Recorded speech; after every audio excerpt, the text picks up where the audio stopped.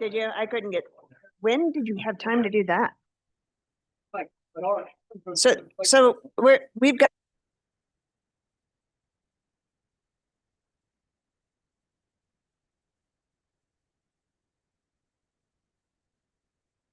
Now it's on.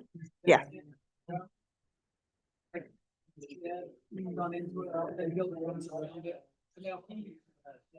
I know we don't get to network very often, but perhaps we should get this party started.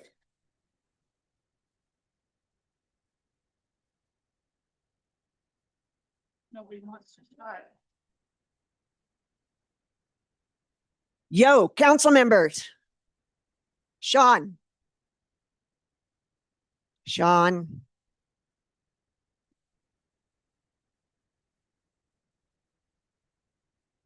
Thanks. Sorry. The recording has been started, so I just didn't want to keep going.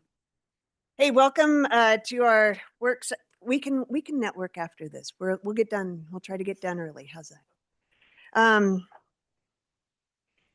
Welcome to the October 14th, 2025 work session of October. Oh my gosh, 4 p.m. work session of October 14th, 2025. Please note that Councilmember Chaburka asked be excused tonight, and I'm assuming Councilmember Ritchie will be on his way as soon as he can. With that, there is not a regular work session tonight, so we've asked all of these folks to just go through their part of the agenda, and hopefully if it runs a little late, that's okay for us, just in case. We just wanted to make sure that we can get it all in tonight. So just note that we'll get out of here earlier than if we had a regular council meeting. So, okay, I see. No cheers, really, seriously. Okay. Okay, thank you. Thank you from the Ogden City staff back there. All right. With that, we'll turn the time over to Visit Ogden. Sarah Tolliver has a couple of reports to give us.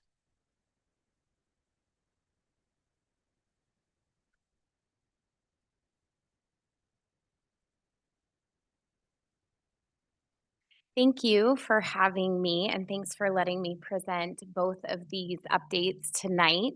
Long time listening to me talk, but it's only once, so hopefully that's all good.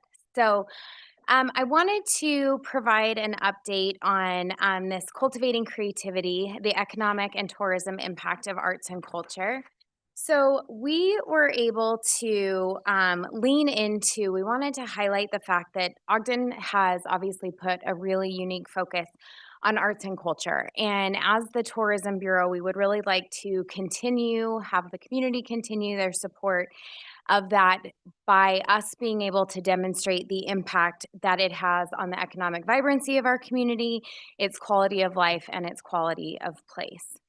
So about this studies, shortly, I don't even remember what year because they all seem to roll together, but the EDA released a segment of ARPA funding for tourism-related projects. And the reason behind this was to help create resiliency within communities. So if we ever have another catastrophe like a COVID epidemic, that we have some diversification to help us navigate it. So these funds were allocated to the states for their tourism use. Luckily here in Utah, our Utah Office of Tourism took a large portion of the dollars they were given and offered them out as re-granting opportunities.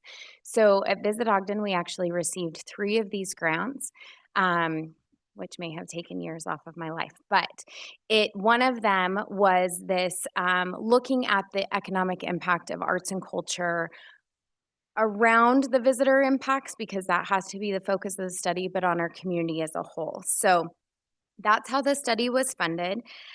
We wanted to take a look at the economic and placemaking impacts.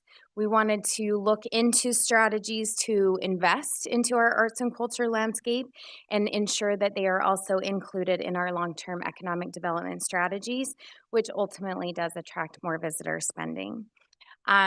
We had some great partners on this project. I want to give a huge shout out to Lori Buckley, who really helped when I when I thought about asking for this grant. She helped me write the information for it. She helped me write the proposal for the vendor to secure the grant. She helped all of us through the grant, so I couldn't have done it without her. So thank you for that.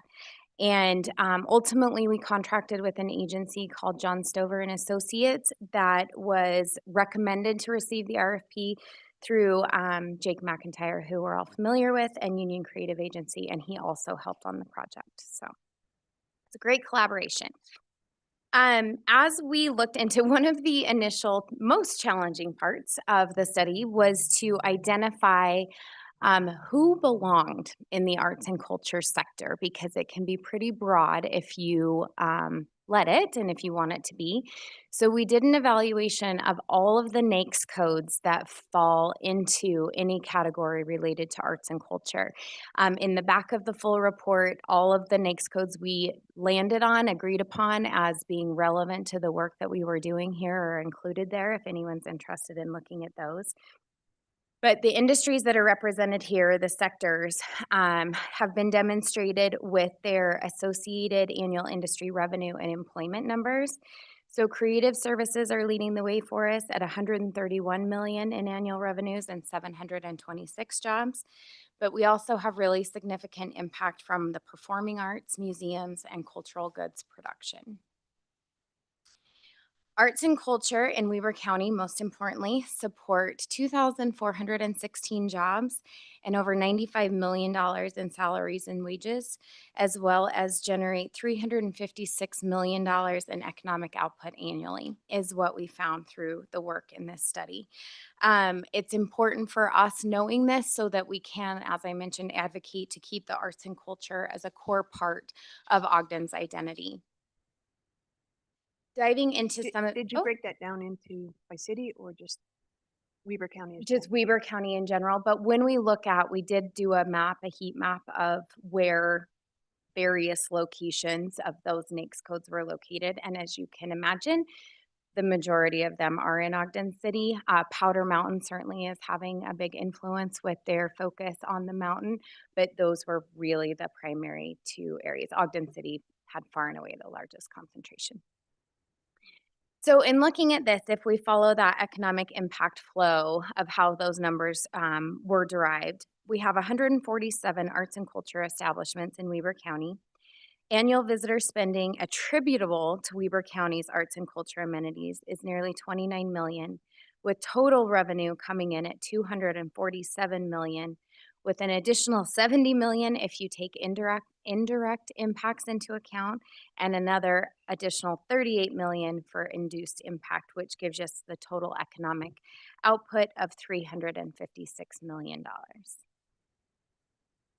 This results in $7.4 million in local and state tax revenues in 2024, of which that local tax collection is approximately $3.5 million.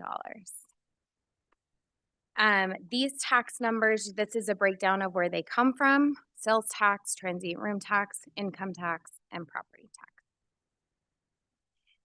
In addition to that fiscal impact, I think it's really important to remember the intangibles as well. This comes with quality of place that we create, including resident attraction and retention, economic resiliency through diversification, and creation of place through our creative assets, which make Ogden a really enjoyable place to live and visit.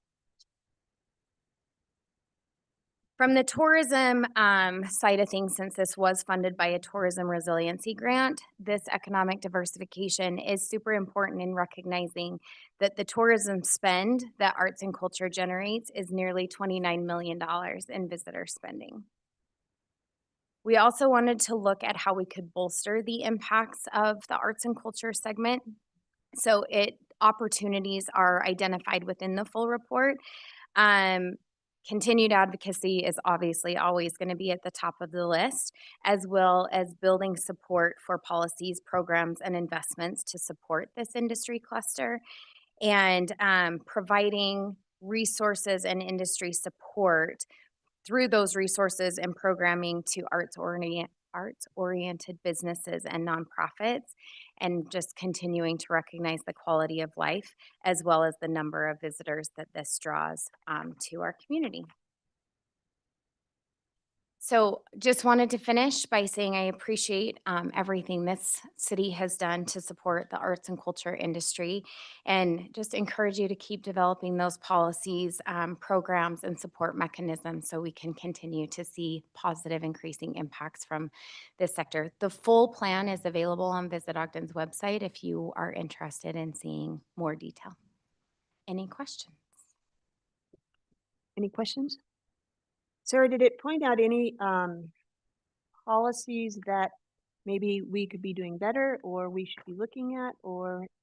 No, not specifically. It didn't get into that level of detail. I think just ensuring that as we develop policies, programs, ordinances, support systems, and Lori can probably answer that question a lot better than I can, but just ensuring that I think arts and culture, and this is just me pontificating, but can be looked at as an add-on or a nice to have. But I think what we want to try to communicate is that it's a necessary layer and component in what makes our community vibrant and drives economic activity, visitor services, or visitors coming to our community, and that resiliency overall as a community. Do you see,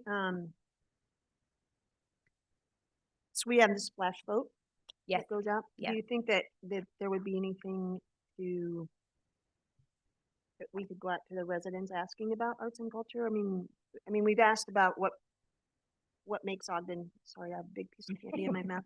What makes Ogden a great place, but specifically around arts and culture, do you think that would be something in the future that we might look towards? Maybe, and I'll ask both you and Yeah. Lori.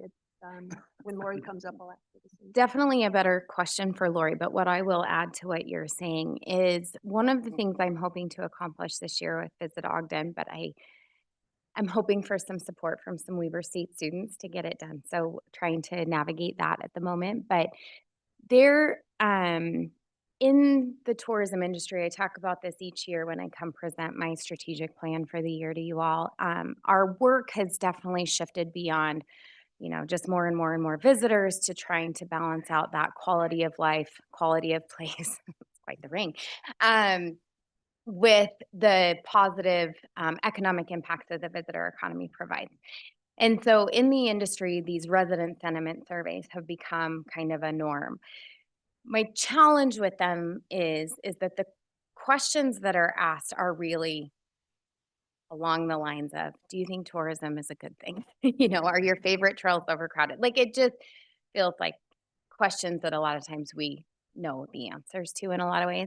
So what I would like to do is try to gauge prioritization of resident sentiment on quality of life amenities. So if we look at arts and culture, live music being a part of that, obviously, but performing arts, great dining, opportunity for employment, great access to outdoor recreation. The list goes on and on because we know all of the great things about people living here, or why we all want to live here. But if we can create some lists or feedback on how important each of these assets and amenities is to quality of life for our residents, selfishly, I want to be able to turn that around and say, this is how the visitor economy enhances, provides, maintains, whatever, those priorities.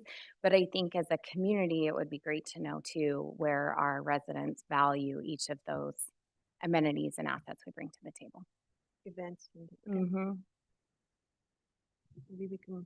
Events that. surfaced as a really big feedback item in the Planning Commission's general plan information for downtown vibrancy. So there's a lot of information out there. It'd be great to figure out how we can wrap it up into some good data. Excellent. Yeah. Great. Any other questions? Yeah, just a question. So just on that fiscal impact, like sales tax, hotel occupancy, that all makes sense to me. Help me understand property tax, the 2.7 million. How's That would be on the venues and the property tax they are paying. So if you look at, for us, the Monarch, for example, property tax they pay, other museums that aren't government owned, all of the buildings that creative office space is housed in, all of those Okay. factors. Perfect. Thank you. It's one of the areas that truthfully gets not talked about and overlooked in tourism a lot. We don't typically talk about that. I have a lot of colleagues across the country who make sure it's a part of their story. I've never been able to gather the number for us, but if you look at property taxes that hotels pay and that the hospitality oriented businesses pay, it is definitely another tax layer that we should be acknowledging. And that's the overall tax. It's not necessarily Ogden City's portion of that tax. Correct. Yeah. Correct. Any other questions on that? All right, let's move on then. Baseball and softball. Because our tourism product is very diverse, we get to move from one to the other. So I've come a couple of times, or some of my team members have come to just report, because I still feel like, even though we've been doing this for, I guess, almost 5 years now, this baseball, softball boom that we're in for Visit Ogden feels really new. And I think it's important to communicate the impacts with you all that it's having in our community. When we looked at, I'll probably reiterate this again when I come give you my annual report update, but when we look at this year, for example, Q1 from a tourism tax standpoint was really rough, because starting in January, we had a ban on non-essential government travel. So that government impact really hit Weber and Davis counties really hard. As that came back, we led into summer, had a really strong summer, which was on pace with or above last year. Each of these, have been record-breaking years. Now that we're in a government shutdown, we're going to see some of those impacts again. But so when we look at this year and we look at the impact that these tournaments have on our community, we were, and I may be misstating here, I'll have to look and see exactly, but we were one of the highest over last year occupancy and rate in the state for July and August. And that's really due to all of these families being into our community for the summer. So I think it's important to reiterate the impact they have. So when we started talking about this, it was because we had secured Triple Crown. The first one we secured was their softball Fast Pitch World Series event.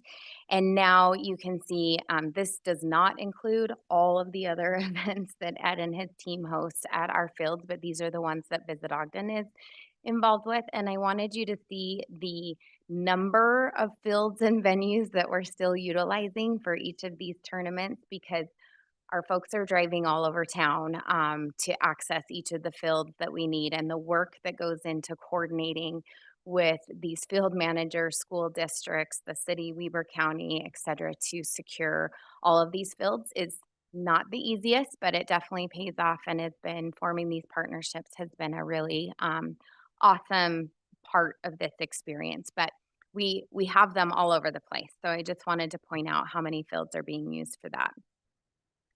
Also wanted to highlight that these have turned into some really long-term relationships. So I mentioned that the Fast Pitch World Series was that first one that we secured in 2021, since they were unable to host their event in California. We hosted 3 years of events with them, and then this year signed a 10-year contract because they love us and they love it here, and they wanted to ensure they could keep coming back. So we will welcome them back to our community each summer for a long time. Best of the West was the second one that we secured through Triple Crown as well. We initially had a 2-year contract with them because they wanted to align it with the softball one. And then we just signed a 3-year contract. It's a shorter time span because they're having a change in leadership. The gentleman who runs that tournament is retiring. So it exceeds his retirement. He retired this year. So we have 2 more years to build that relationship with Olivia, the new person coming in. And then can extend that contract hopefully into the future with them. We welcomed a 3rd Triple Crown event this year called Pathway. This event is actually hosted down in Utah County and primarily in the Orem area, but they were expanding their age brackets and offering another division, which they opted to bring to us here in Ogden. So they're planning a significant increase in that participation and expansion of that age group next year. So we look forward to focusing on a long-term commitment with them next year. Prospect Wire is another one. They are still operating on a year-to-year basis, but we are working on and really close to signing a fall event with them. We've hosted them now for 2 years. And then Perfect Game, we hosted their inaugural event, and then this year they signed a 3-year contract so that we can continue to welcome them back as we look into the future. So I know in talking to Ed and Stephanie on my team, we continue to receive numerous requests to come to our community, which is amazing. It's really nice to see the work you've done pay off and people coming to you instead of always having to go find them. But it's a pretty small industry, and the word has spread that this is an incredible place to host these tournaments. So I know that Ed's team turned away 15 event days this summer alone because we were at capacity. And like I said, we continue to get these requests to come, but we don't have the space to host them. One of the reasons we're hoping for this fall event, but then obviously we run into weather and stuff too. So trying to see where we can increase capacity and provide opportunity for greater economic impact. So curious, when that happens, when we turn opportunities away, do we work with Davis County or other places that maybe could take them? I mean, I think from a regional approach, because we could house them here or. Yep. uh, Yes, it Hotel kind of them here, I guess. depends on what they're looking for, and Ed can provide more context to the ones he's working with. A lot of these that we work with, like, it's funny. Kind of not funny, but I'm glad that from a regional perspective we can do it. I got an email or a text message from my counterpart in Davis County the week of softball, and she said, "Thank you. It's the first time all year our occupancy's been, our hotels have been full." So it does have a significant regional impact with the opening of the Western Sports Park, which isn't baseball and softball, it's soccer and indoor sports. We're also hoping we get to take advantage of that regional draw. But yes, we are all in the same. Even we work together. For example, there's an event organizer that we're courting that collaboratively with Utah County, Sports Salt Lake, and Discover Davis, we all chipped in to pay to bring him out here for a site inspection. And then he spent one day in each of our communities, and we collaborated with some joint dinners and whatnot. So we work really closely together. Yeah, and it just seems like as we do more regional type things that everybody takes a little bit of piece as things like MLB is coming to Salt Lake City. I mean, so it kind of takes the burden off just one city or one county and helps it spread across the. Right. Then We're all a we'll little have to have selfish on to- the tax that Right. we, Right. want to collect from it, but yeah. But I'm just saying, I'm just trying to, It's so fair. that We that do there's work very collaboratively regionally, and it's to all of our benefit for sure. So to talk about total economic impact, the funnest part for me. So over $5 million in total economic impact from those events. You can see here, Fast Pitch World Series leads that out at almost $3 million. And then the rest coming in, as you can see, that D1 Prospects is an event that Ed has hosted for a long time. We just started helping with hotel rooms this year to try to encourage additional stays since they have teams coming from all over the state, and that represents the 5 tournaments they host between spring and fall. And then I think one of the important parts to make sure we remember too is this is one of those unique visitor categories that we can tangibly see the way that this also provides valuable impact to our residents. So each of these teams, because they're utilizing our high school fields, part of our agreement is that the local high school teams get free entry into the tournaments for their field use. We're still paying a lot of field costs, so don't.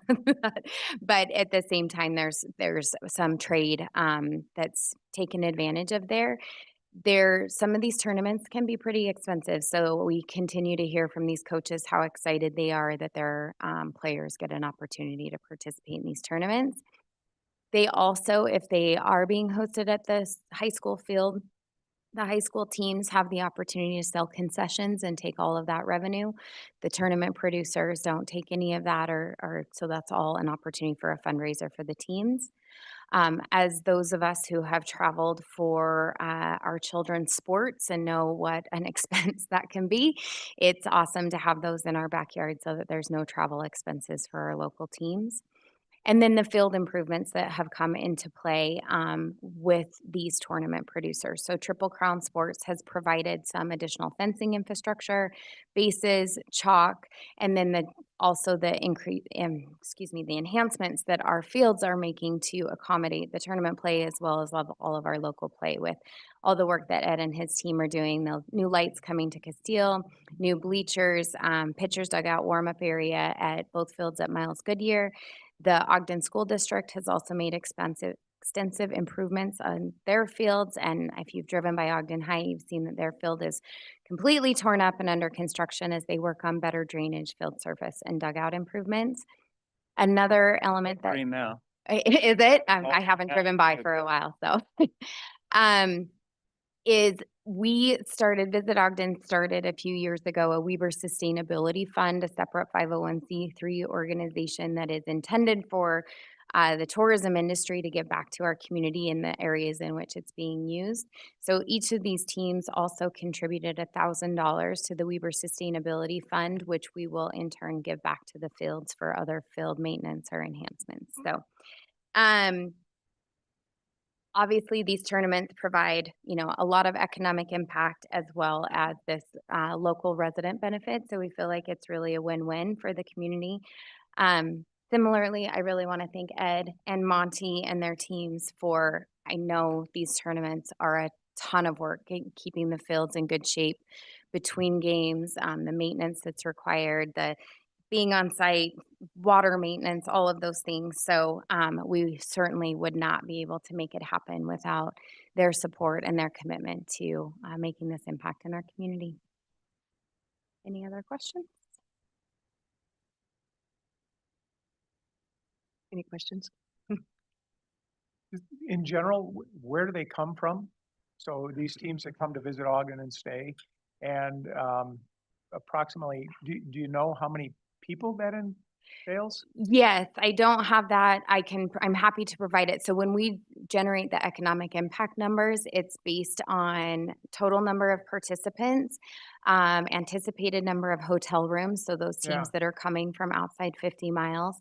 And we do get a list of all the teams from the tournament organizers. So a lot of regional teams, statewide teams, but then expanded regional with Idaho, Colorado, California, Nevada, Arizona, New Mexico. This regional drive market are our primary Yeah, target. and that's what I was Yeah. curious about, Sarah. You don't need to provide any more information. It's just fun to have a bunch of people from outside Ogden come and spend time here and then come back and come back and come back. I failed to mention and thank with the fast pitch softball event too. They have different age groups that rotate through the different years. And with the younger kids who we welcomed in year one, and then again this year, the city, Christy's team, Ashley, has helped with, we do a parade. And I should actually have provided the video of these kids walking down 25th Street because it just keeps on going and going and going. It's so fun to see all of them, and they love it. They love being recognized, and they make this parade route from the amphitheater over to Lindquist Field where they watch a Raptors game. So they just love it. Why?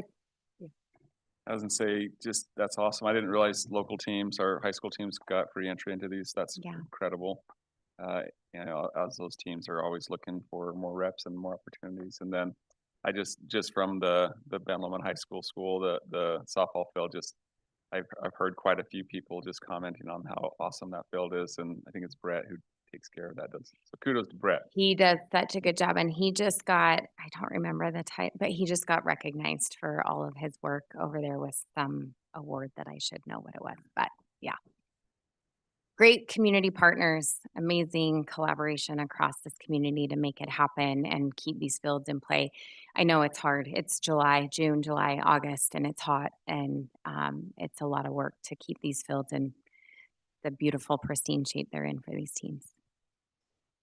Well, I think the comment I want to make is that, it's part of our strategic plan and has been our, recreation has been a big component of our strategic plan as well as one of the mayor's pillars. And so I think it's great that we can figure out finally how to partner with you and our team that's out there as well. So thank you for that.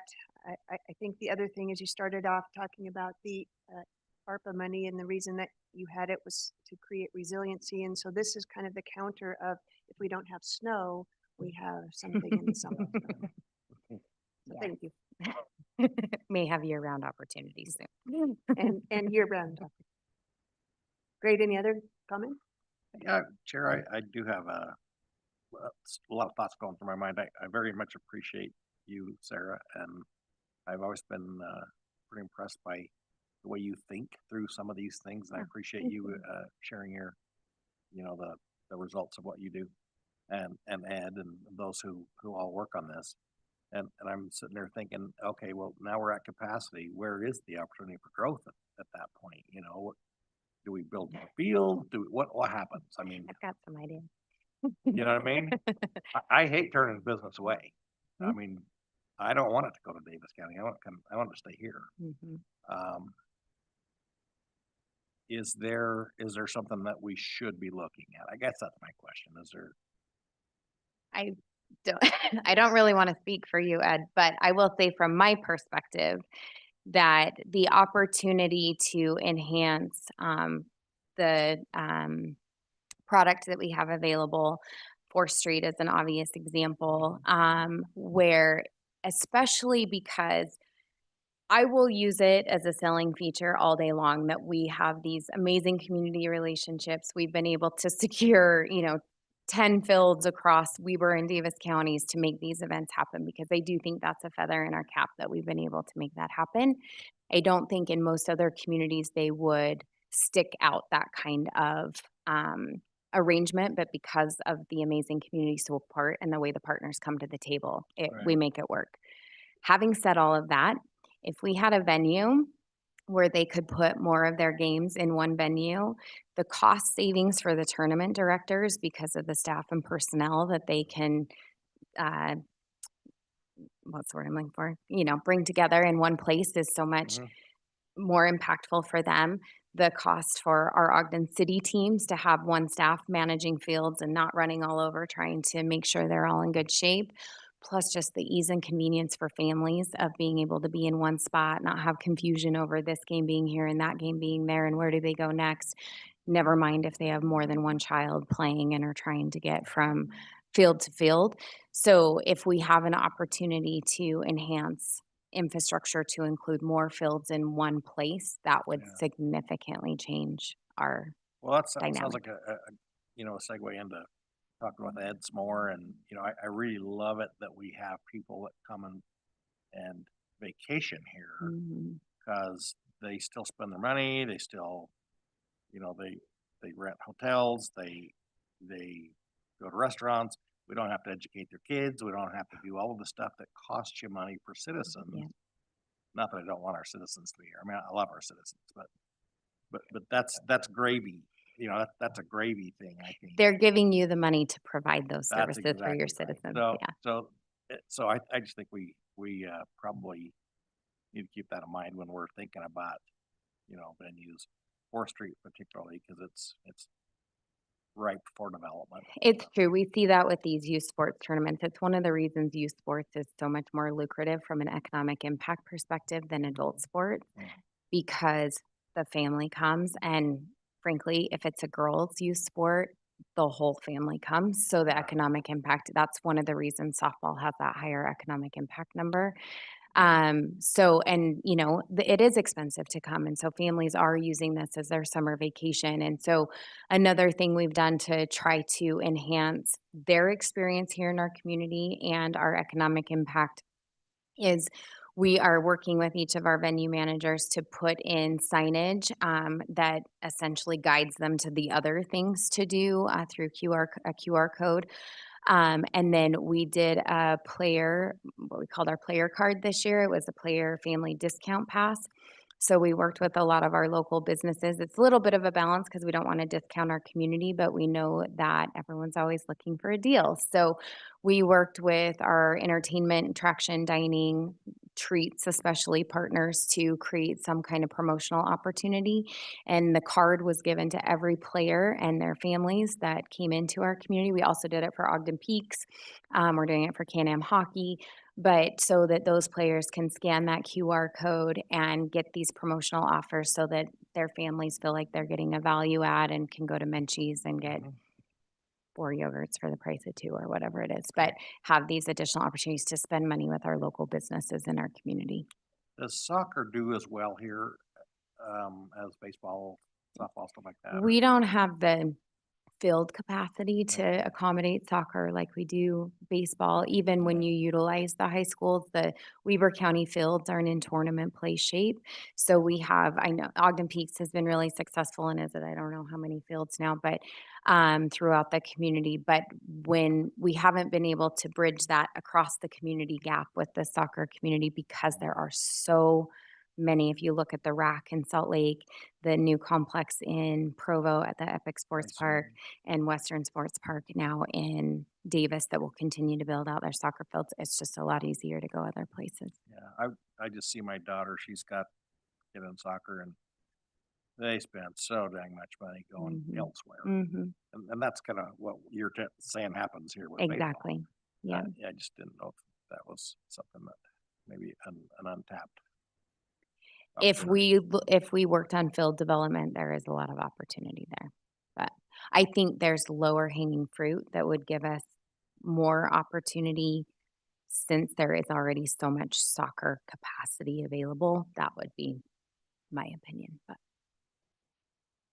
So Sarah, I'm just gonna touch on your discount card and your parade. And I imagine with those two things in mind, that there's a very competitive marketplace for where these events might be held. So Mhm. Triple Crown is, they touch base with a lot of organizations or Right. a lot of municipalities that might host this. But I think you're smart to bring some value added things to the team experience, the family experience while they're here in the form of those discount cards and a parade. Because if Triple Crown wants to start looking for a different venue for whatever reason, they might seek a different location. They're going to get pressure from their teams and from the experience they had to just stay put. Do you see that happen? Is this part of the culture amongst the communities that host these things where they really work hard to create an experience above and beyond the field experience? Well, I think it's a little bit twofold. The tournament directors certainly love to can have long-term relationships because if they know who they're working with and what to expect and all of that, it makes their jobs much easier.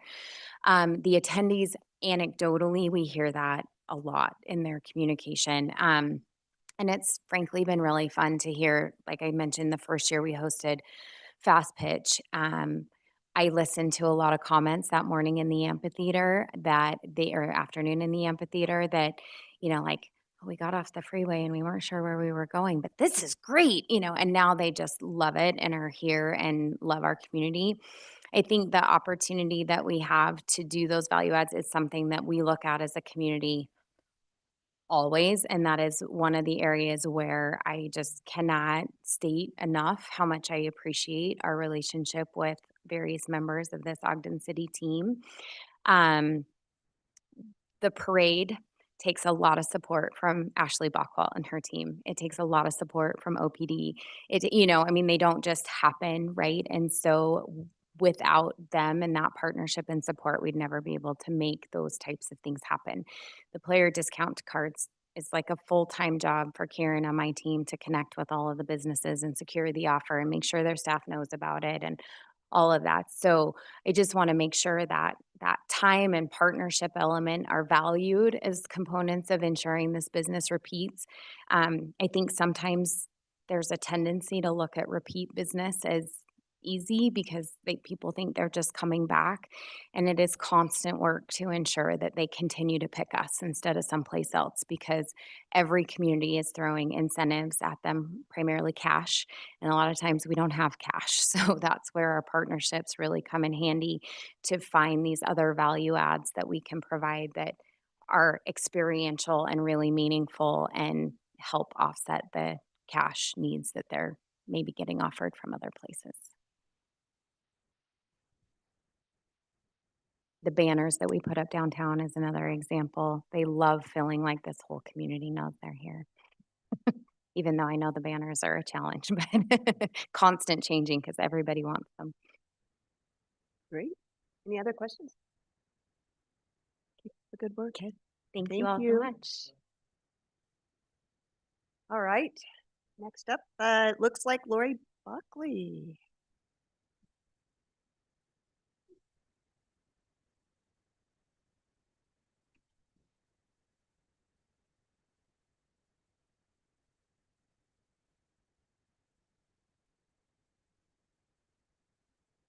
This part or this thing?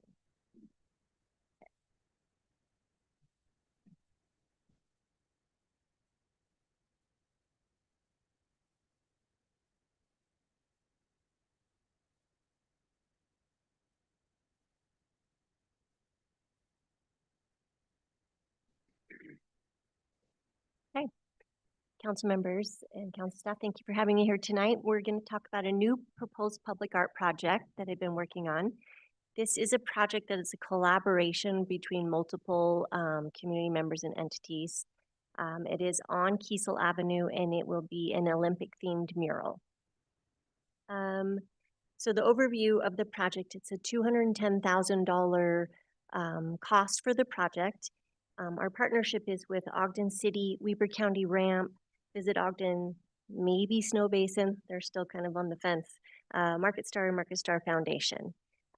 This mural will celebrate our 2034 Olympics, and it's in that location that's the key connector between our Junction Shopping District, the Ogden Amphitheater, and historic 25th Street. So we're seeing that it will be a symbol of local pride, of our cultural history, depending on the images that are used, and also global visibility when the Olympics come. Our budget is $210,000, and this is broken down as follows. The City Public Art Fund will be encumbering $110,000 towards the project. Weber County Ramp, I have secured a grant from them for $62,500. Market Stars giving us the location, and we're estimating $15,000 for in-kind for letting us use their parking garage, and $2,500 in cash from the Market Star Foundation. Visit Ogden has offered $10,000 in funding. Snow Basin potentially $10,000. We're still unsure where that is. And then the budget includes $25,000 for upgrades to the wall to put lighting on the mural. So we feel like this is going to be a very impactful project. It's going to enhance pride for our local Ogden and Weber County residents, attract visitors from local counties, be a spotlight for the 2034 Olympics. And we are shooting to have this done so we're the first in the state of having something for the Olympics. And I think it will strengthen our downtown economy, give another social media hotspot for people to come get their pictures in front of, and in long term will be a landmark location and asset for Ogden City. So this is the location. As you can see, we talked about the connectivity between the junction and the district, the Ogden Amphitheater and 25th Street.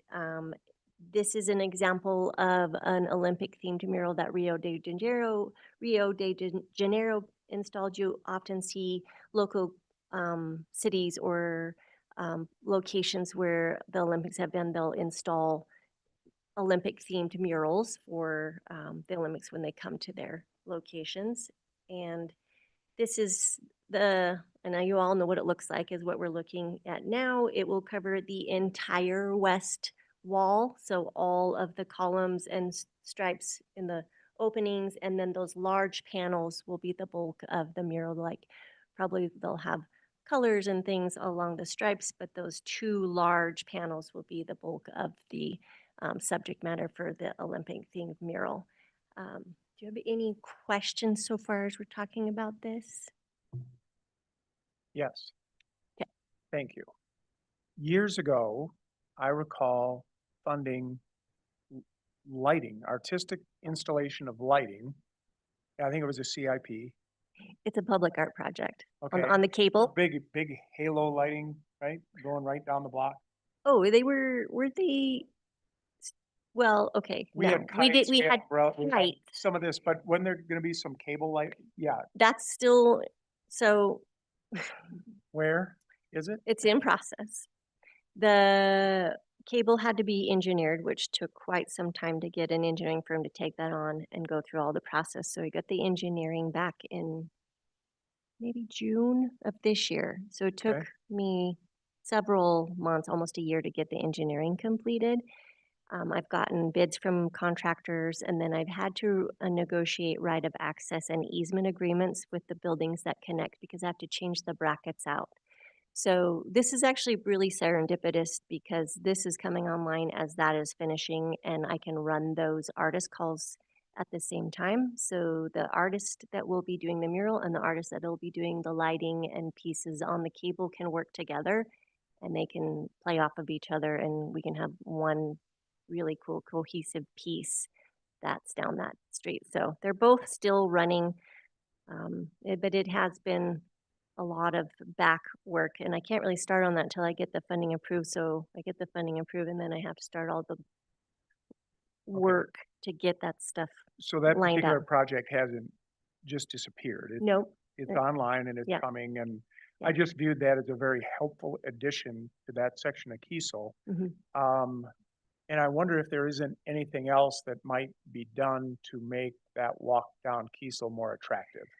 We are hoping, and Sarah has procured a, I don't know, what is it called? Ski lift chair? Yeah, and we're hoping, and I'm trying to work with engineering, that we can make a pad in front of one of those larger pads where it's like a spot where people can come sit on the ski lift and get their photos taken, but there's no sidewalk on that side of the Right. street at this point. So that is another piece that I'm currently working on to hopefully enhance that. So the lighting, that mural, and hopefully the addition of that ski lift chair like selfie spot will increase a lot of foot traffic up and down Kiesel Avenue. Okay, and just, there's a building, and I haven't walked it for a while, but there's a building before we get to the Lotus building on the corner. The Hearst Building, I'm not sure what it is, but it's empty, or it has been empty, and there's the Hearst Building. weeds and stuff that make it less than attractive. Is there anything we can do to nudge and I think, does Lotus own that building? They do own that building. Can we nudge them to kind of I spit think that up? I'm. Yeah, no, I'll talk to you about that later, but Okay. yeah, yes, we'll work on that Okay, with them. the more we can do to help Kiesel, I think the better. It's a great connection between, I Funny think the just street the and- lighting is, that lighting and the art will make it just feel so much more safe to walk down there. It's gonna, change it drastically to what it feels like now. And I would love to see a sidewalk on the other side. You often see people trying to navigate those rocks that have come out of the parking and they're trying to walk down. I Yep. think that would be a really good addition. I don't know where in CIP land funding that would come from, but I think that would be an excellent addition to the street just to make it more travelable, a walkability score Yep. of, thanks, Yeah. Lori. so. Any other questions on the project? Any other questions? No questions, but I do think, this is sort of a manifestation of a group that's been meeting to talk about the Olympics and get ready, and being first to the market with something like this is huge. So I think it's a great opportunity for the city to not only try and help control that Olympic story a little bit and make sure Ogden's not forgotten Yeah. in all of this. So yeah, thanks for doing this. Bet. Yeah, we want to be on the map for the Olympics. Any other questions about this? So I open it up again to trying to figure out if there's a way that we could use flash vote or any other survey mechanism to help with just around recreation and arts and culture and some of those Oh. things. So, Circling back to what you were talking with Yeah. Sarah. And I do want to mention to Sarah, thank you for writing for that grant. I've been fighting for 10 years trying to explain to all the impact that arts and culture have. And I think seeing the numbers is really helpful for you, you know, even though I believe it with every fiber of my being, having the numbers to show you is awesome, you know. And although we couldn't delve further in, you know, the cost of getting that far in with an economic impact study wasn't viable. We do have, and we do need to update our master plan for arts and culture, and that plan can actually delve into those things, those questions from the community, and create policy or a direction for that to move forward. We just need to get funding because that plan is, let's see, almost 10 years old. So if not more, I can't remember when we adopted, I want to say 2018, 1918. Yeah, it's like somewhere 18, I think 18.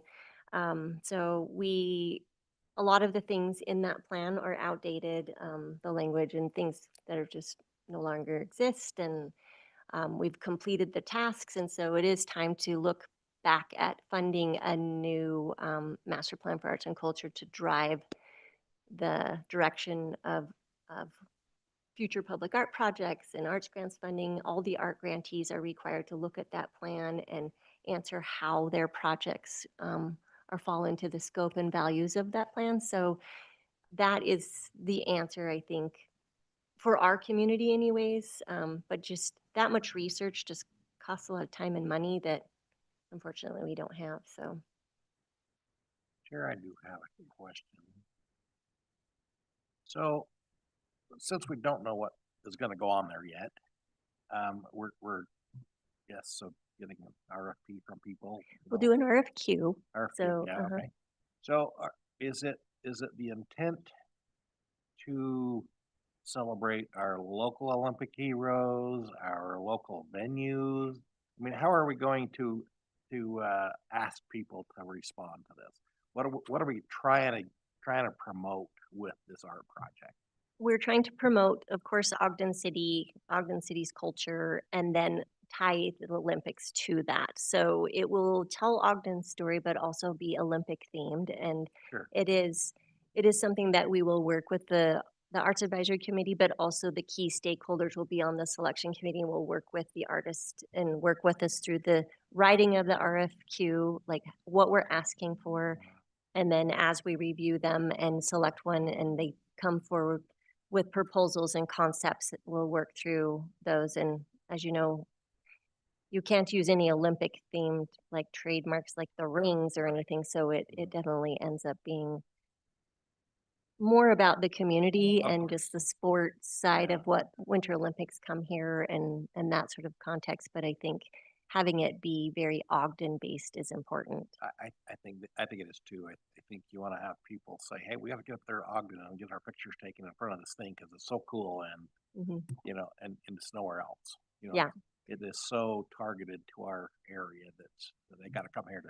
Yes, and especially if we can get that cool chairlift installed. I know. front of it, I too. saw those auctions and I thought, oh, I wish I had somewhere to have one of them. 'Cause that was really neat. any other questions? Good job. Thank you. All right. Not so much artsy, but where'd Joe go? There he is.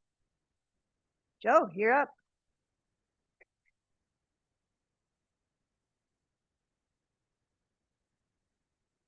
It could be artsy, I guess. Everything's art. The Rezone. Wonderful. It's good to be with you tonight. So we got a couple of things. If it's all right, I did combine the rezone and the code amendment. We can discuss it together. I know that we'll be discussing the master plan, so there's really basically three components we can look at now, and then when the RDA meets, we can go through and discuss the master plan. So we'll just hit on these two right now. Basically looking at a rezone for mixed use, MU, at 768 West 24th Street. And that includes, under our code, development of zoning standards for this particular property. Just to give a little background, it's just a little over an acre of property. There is some right-of-way space in between. The council may recall last year looking at vacating that portion of Cahoon Street, but with all the changes going on with the interchange at 24th, we're not sure if we're going to need that. So we've held on to that, and the petitioners requesting to move forward with the project working around that right of way. The intent is to be able to develop true live-work townhome developments on this property. This shows kind of that the parcels I love seeing those little 25-foot wide lots of the old school way, and you just bought as many lots as you wanted to build on.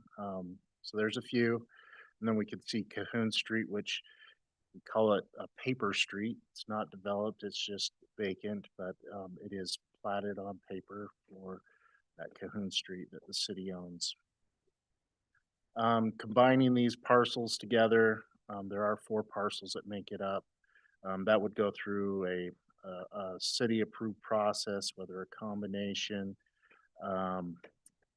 and then going through a private subdivision. One thing we're looking at is having these subdivided for individual ownership, and so that would involve a private subdivision with HOA. This again shows all those 4 parcels. The property is largely vacant, has been vacant for a number of years, just with one single family home on the corner. So kind of just go through the plan. This was just showing some proximity, some amenities. There are several parks, surprisingly, in West Ogden. The closest here being just the West Ogden Park, but when we worked on the West Ogden Community Plan, we found it's really one of the few communities we have in the city that actually has the river frontage, dog park, ball fields, Fort Buenaventura, Observatory Park, and West Ogden Park. So quite a few parks in the area. This is zoomed in on the site. And again, this is a conceptual plan, but looking at general layout of having these live-work townhomes front along the streets. There are some buildings in the back portion of the property. This kind of just shows how the units would be broken out with some surface parking. There'd be no access off 24th, which is UDOT road. I doubt they would give any kind of approval for any access, but would be feeding off of F Avenue. And this just kind of shows that layout a little more with the parking and landscaping plan. So the intent is to build an affordable housing project, but provides this opportunity where people can have their place of employment on the ground floor and then live above that their place of employment. These are just some images that have been provided where the inspiration kind of came from, and these are existing live work type developments that have occurred locally with just different designs and things that could be considered. One thing that we are looking at is implementing some design guidelines that have recently, hot off the press, came in through the 24th Street interchange gateway to Ogden plan. And this plan was revised is basically a plan in a revision to the location of the interchange. And I know you've all recently discussed this, but it still supports this commercial center area along 24th Street. But it does give some guidance of what that should look like, and that would be having this theme of a mountain modern type design. And so, with this rezone and under our code, the project is required to enter into a development agreement with the city. And this is where we would specify how implementing this type of design. The development agreement, it would go to the mayor for review and approval if rezoning and the plan amendment and code updates were to be adopted. And we'll go through the track line plan, but one of the things we looked at is discussed, this plan kind of is near and dear to me because it was one I had worked on with the West Ogden community a number of years ago. And it was surprising how much public involvement there was, and we've seen that again, even still with the interchange plan for the size. But there was a lot of thought and a lot of input as far as how to help West Ogden. I know the citizens at that time had felt very neglected and really wanted to see some attention given to them where they felt other areas of the city may have been receiving a bit more attention. And so we started that with this West Ogden plan, and then with the interchange plan, it's kind of carried that even further. And ultimately from that, we kind of see this becoming the main gateway into our city, into our downtown area. And so with that, the West Ogden plan does encourage having this mixed use zoning established along West 24th Street to accommodate these type of developments, including mixed use living. And so that is why the petitioner's been very interested in, as has the city, in seeing a project like this move forward. Again, this is in the track line plan. We'll discuss that in the RDA, but it doesn't really have a lot of input for this area. Much of that was that plan focuses on around the stockyards and stock exchange building, but we'll get into that in the next item. So as part of that, the commission looked at this as far as the master plan, and again, we'll discuss this further, implementing really having the buildings designed along the streets, and parking, amenity spaces towards the rear, which will emphasize that. But really, the commission was happy with the project and recommended approval of the rezone with some of these design criteria and moving forward with development agreement and master plan amendment. Tried to be quick. Any questions? Joe? Joe, I know they're not asking for, anything to do with the pipe. So, No. What happened with respects to that? Now that we've got some kind of an idea what the state's gonna do with the interchange. I don't think we have any update on that. Really, what we have with the interchange plan is some conceptual plan and design. That will involve significant amount of work to be done, and I think the city would want to see acquisitions occur and have those concept plans that we've created in the plan be implemented further before we vacate any of the right of way we have. And so it is it is a possibility. We can't guarantee it that it would be a possibility, but it may be a possibility. And with the master plan, we would be recommending that, if that does get vacated, this project, it could easily be implemented further north, which could Okay. tie to another parcel they own on the other side of the right of way. Thanks. I really like the, the renderings and the whole concept, so. I was glad we found some of this, developer could do with their property. That's good. And none of those included items go against any of the new planning or the zoning pieces that we just, No, in fact, they're very much supported with it, and it's interesting, and we'll get into the track line plan a little more. I don't want to hit on it too much, but the goal, I think, just going back to the West Ogden plan, would be looking at seeing this and stars this property in the blue areas, that mixed use area that's kind of bubbled out in the West Ogden area. Seeing that continue to grow, and it's modified some with the track line, or not the track line, but with the interchange plan. But it'd be good to see that continue to expand and grow. Again, we kind of are going from West Ogden has not had a whole lot of attention given to it, and it's starting to get a lot of attention now, which makes my heart happy and makes the community happy, I think.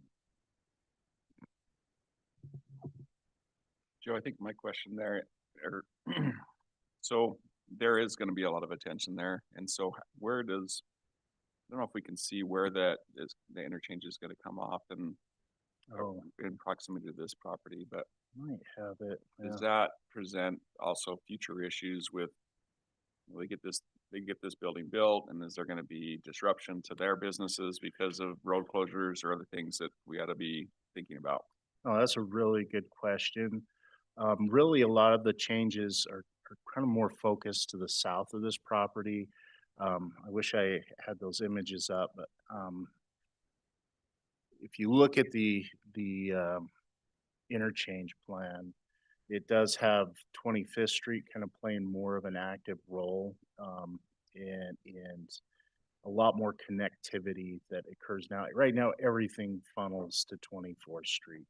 Everything. You had to go east and west. You really have to go on 24th Street. So, no, to answer your question short, I don't anticipate there being any impact with the implementation of the plan. No. If anything, it'll probably be a reduced impact that exists now. Joe, just to piggyback on that thought too, that does the bearing of the expansion of 24th Street will not have any impact on the property here in question. My understanding, when we looked at the exchange plan, and others here with much greater minds than myself might correct me, but my understanding was I don't think there was a lot of anticipation of needing to do property acquisition, but I may be mistaking that with 25th Street, because I know that was a question that came up. Barton's coming to save me, like he always does. He's my hero. Yeah, we had anticipated at some point that 24th Street would go to a 5-lane section, and that could be contained within the existing right-of-way. Yep. And the second thing I'd like to add is I am so pleased that the petitioner hasn't given up. Yeah.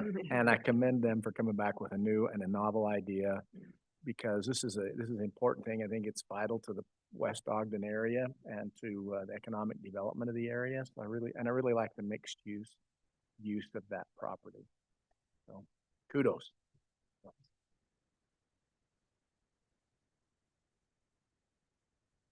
any other questions? With the newest addition after the plan change is they're going to have to set the bar high, right? So we want to have That's great right. development all around it. That's right. you don't mind, if we can put council business together with the RDA business and since you're up next on, that sound okay? We'll Do just it. we'll move that council business and RDA business together. Is that okay? Okay. So there, sorry, I have another PowerPoint. I wasn't sure how you were gonna do it. I just looked at the agenda and saw 2 items and I was just like, the other 2 I can justify putting together, but I'm not sure if I can justify putting that one. Welcome RDA. Here we go.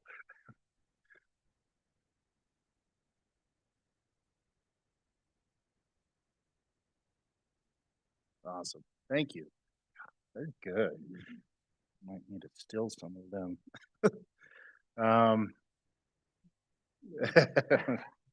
Dang.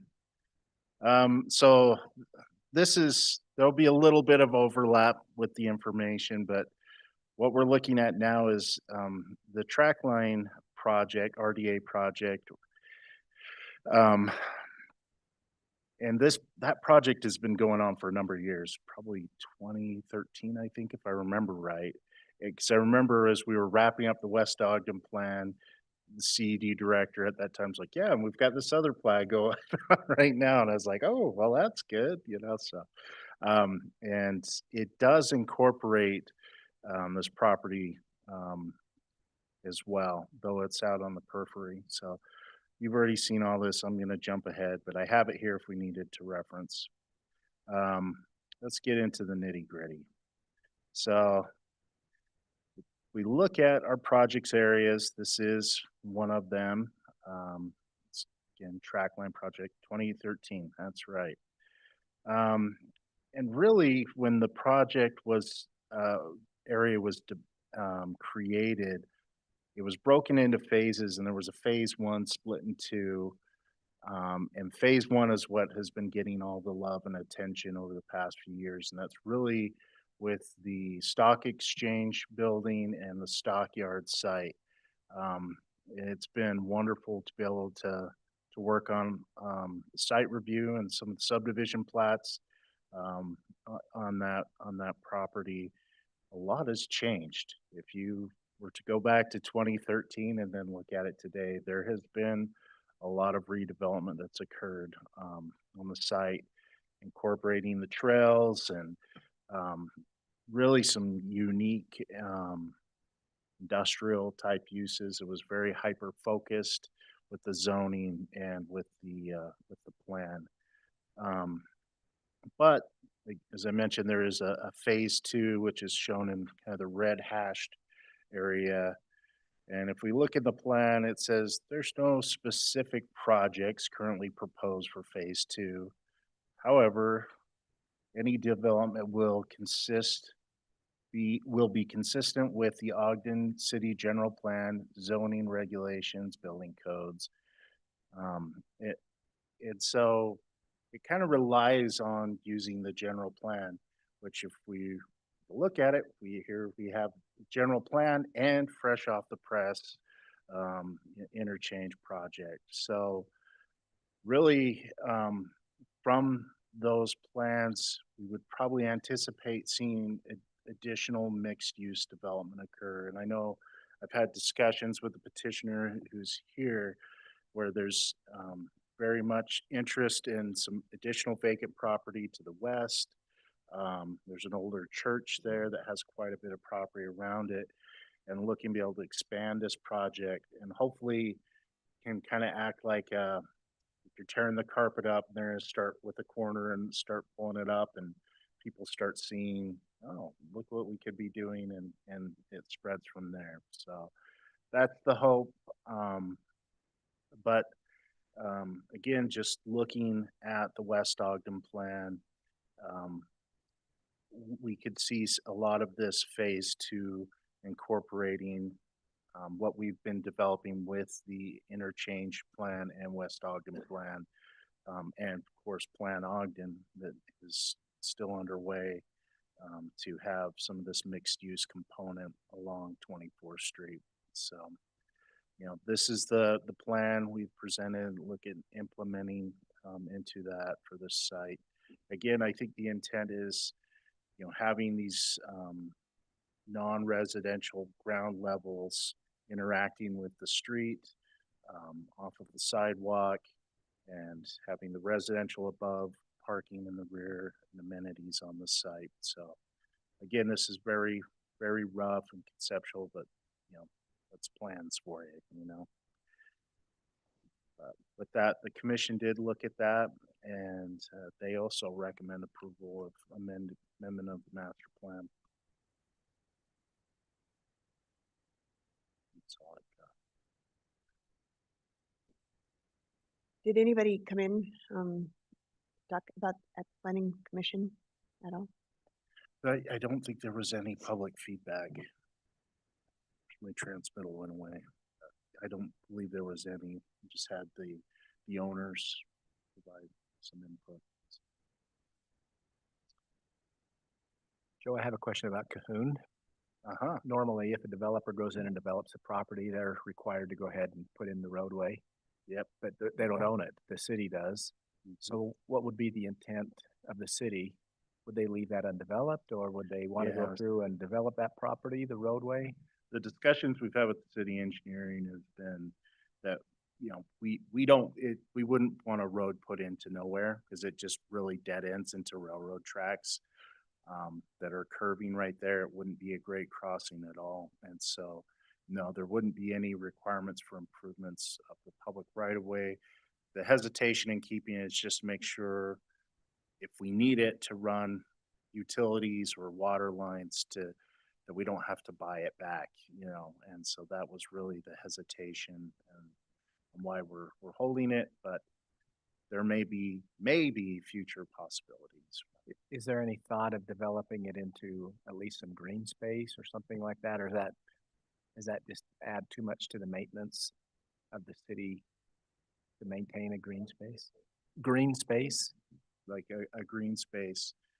I mean, that's always a possibility. It comes down then who maintains it, you know, and yeah, that could be challenging. I think the intent would be to have this with that northern piece remain as phase 2, which is what you know is being proposed with the master plan, and then if Cahoon is able to be vacated, we could extend that for in the future. Right now, you know, I don't know if it would make sense to develop that and to maintain that for the project at this time. I think we would just bookmark it by our code. I think we call it for future development, and that would just remain raw ground. Obviously, it needs to be maintained. I'm sure the city goes and mows it down and keeps it very well maintained. And we see what the future brings with that. So my follow-up question to that is, the green space that you've got marked on that upper piece is parking. So to have access into that parking becomes problematic. What? So the plans we have does show, right here is a good example, show it feeding in off of F Avenue here. And so I don't see any issue with the parking. I'm looking at the park above. That Oh, little triangular piece up above. oh, you're talking about the remnant piece to the north. Yeah, right. So right now it has a single family zoning. It could potentially, if the road needs to be used and maintained, possible that it could have a home built on it, but there's really not much else that could be done with it at this time. So that's not part of the mixed use rezone that we're looking at?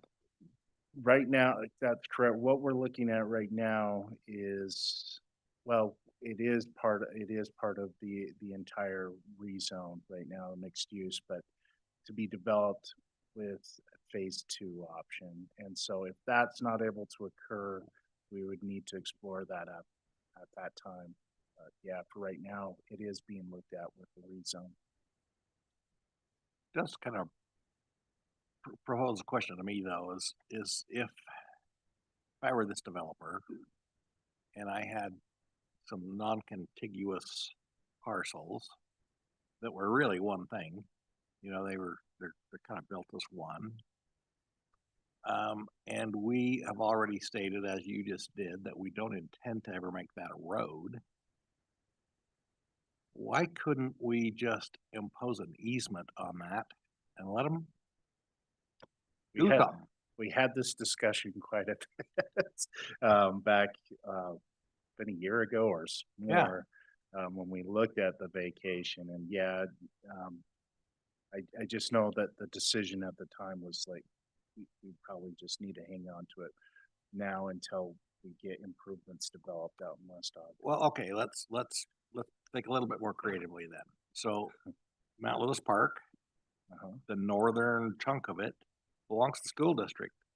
And they said, well, yeah, go ahead and develop it and play soccer on it and you take care of it, but it doesn't belong to you, it belongs to us. Sure. Why couldn't we do something like that? I guess I would just echo again, we kind of did discuss that with the vacation. Well, I know, but we've got a new discussion going on today, so. You know, it's something that could be looked at with a subdivision. Of course, obviously, we want to get feedback with our utilities and with the city engineer before we kind of entertain it any further. I mean, there's lots of different options that could occur. I could see if, say we do need that, we can't develop it, and it's not needed for access because they've already got access that they need on F Avenue. It is a potential it could have some open space element developed on the site. I think the trouble we have is we're just not sure what the exact plan is for that section. So we're saying if it could, there's a good chance it could get vacated and there's a good chance that this development could extend further north. So we're supporting having that right now. I think that's kind of where we put the eggs That's where in the that trade-off basket. came, huh? But we may need to take those eggs out of that basket and move it later, depending on what happens in the future. Okay, But it's a good question. I was just kind of thinking, I'm sure, putting myself in that position, I think it'd be better than just weeds. Which is all it's gonna be if the city maintains ownership. We're not gonna make it look pretty. It's just, we're hoping to keep the weeds down. That's all we would do.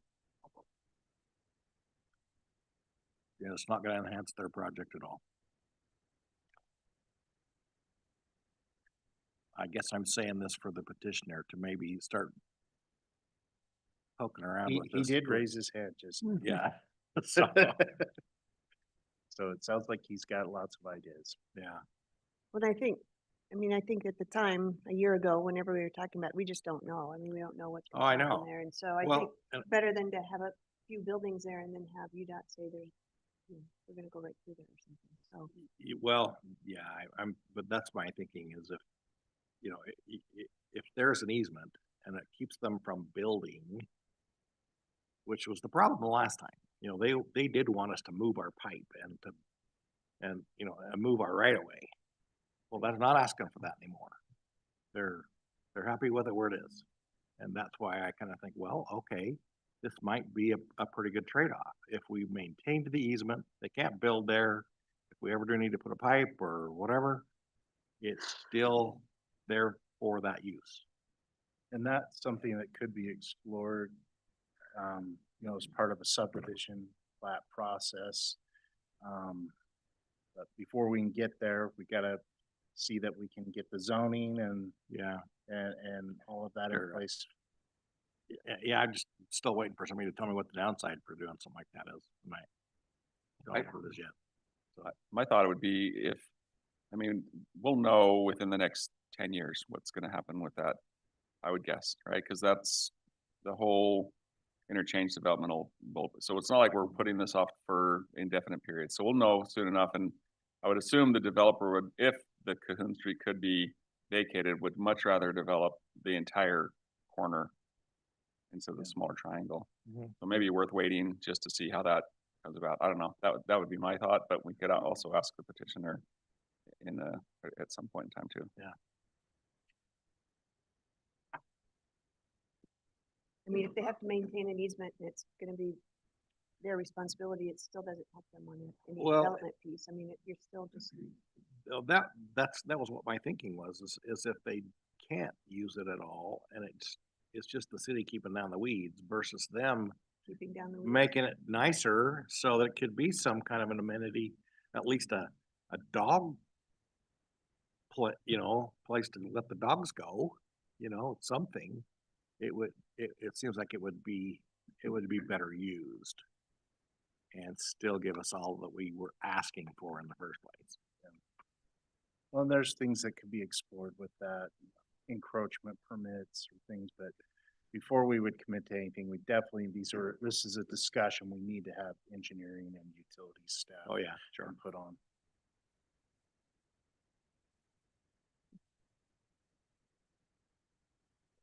Any other questions? All right, thanks, Joe. Thank you. Got that out of the way, huh? Right, next up is David. Thanks, Joe.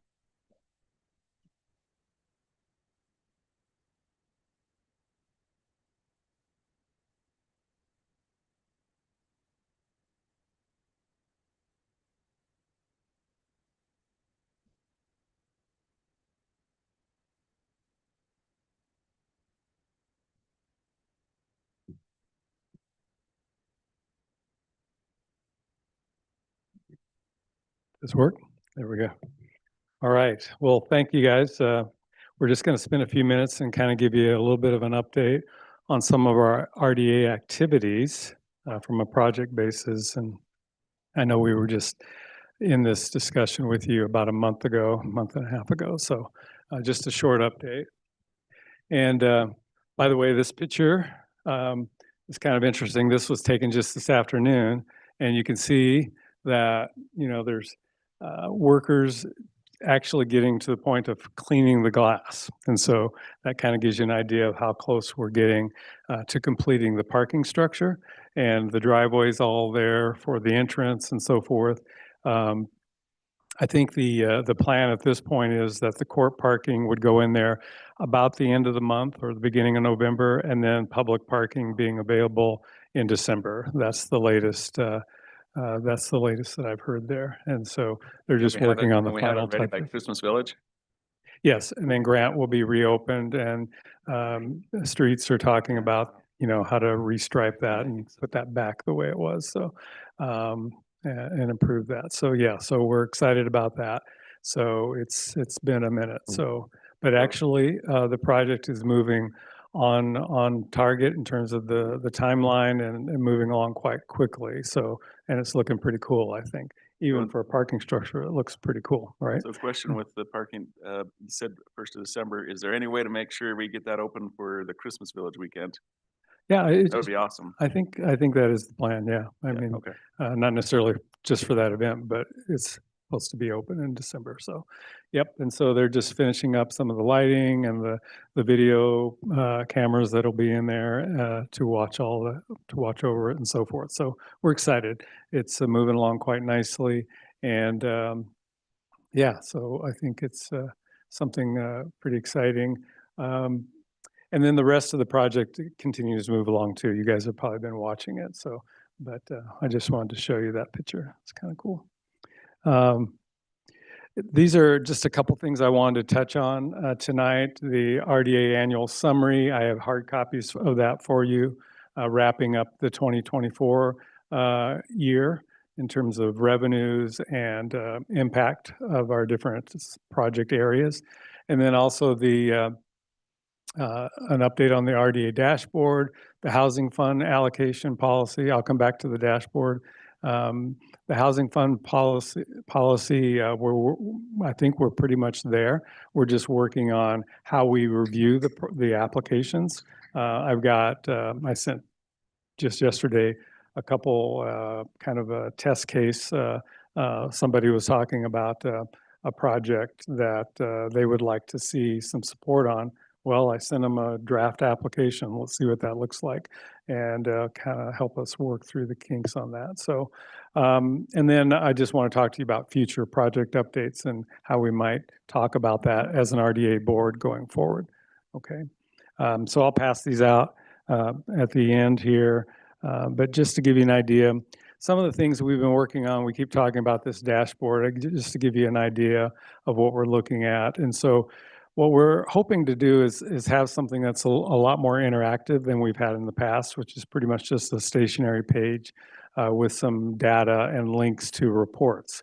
And so we're hoping to make this a lot more interactive and be on our website, of course.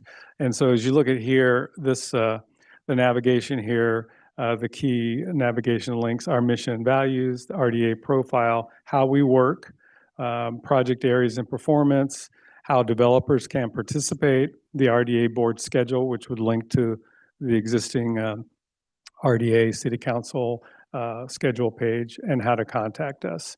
By the way, this picture is about 2 weeks ago up on the second level of the Wonder Block structure, and it's looking north. And so you see here the spire of the temple up there. And Ben Lomond's behind that. And so this is on the second floor. And this structure, this is like the courtyard that's in the middle of the residential units. And this right here dips down, and that's actually a swimming pool, an outdoor swimming pool. And this will be a terrace that looks out over the pedestrian paseo, which goes from north to south along this way. Here's the west side of the parking structure. There'll be a big electronic screen on that, which you'll be able to see up and down the block for different displays. So a lot of public amenity space in the middle. And then the residential units will look down over the courtyard, over the paseo and so forth. So it's looking pretty cool. And so we're excited about that as it's progressing along. But anyway, back to the dashboard. If we were to click on the mission and values, it would take you, and you would see just kind of the summary of the mission, which we need to spend a little bit more time as an RDA board talking about the mission and the values, I think, and making sure is exactly what you guys are looking for. But this is kind of what it looks like today in terms of our core mission of really focusing on our historic and cultural recreational assets, and really focusing on the underutilized parcels and figuring out ways that we can then make them more attractive to development and enriching our whole community as a result. If we were to go to the RDA profile, there's a little bit of information there. And then as we click on probably the most interesting area, the project areas, in the future, this will be much more interactive than it has been in the past, in addition to a map to be able to drill down and let's see if this will actually work for me here. But what we'll have on the dashboard is a map of the city of Ogden. You can hover over the different project areas and blow up these different RDA areas. And there'll be a whole financial summary of each of those and some of the current projects that are going on there and what the benefit has been, how we're utilizing the increment from those project areas. And so I think, let's see if this will work for me here.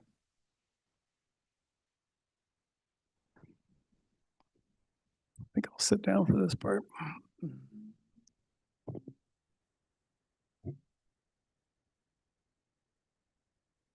Good. Okay. You guys can see that. So advance the screen.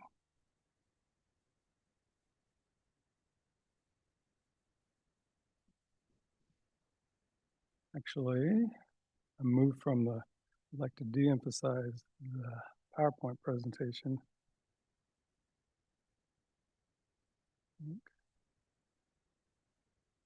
Or escape from it.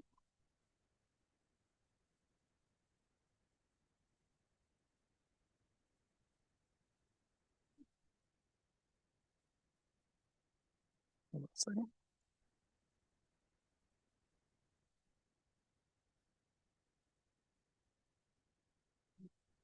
Yeah. I can see that.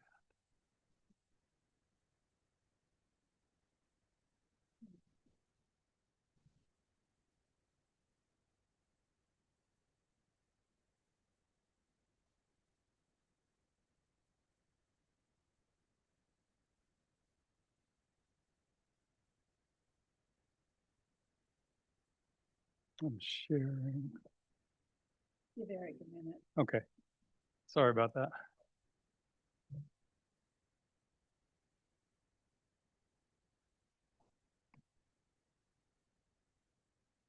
It does.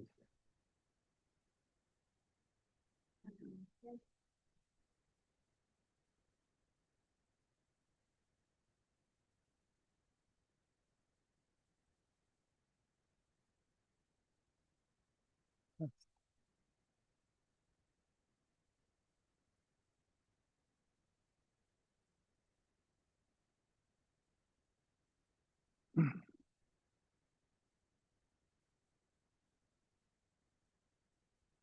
Farther along. Next one up there.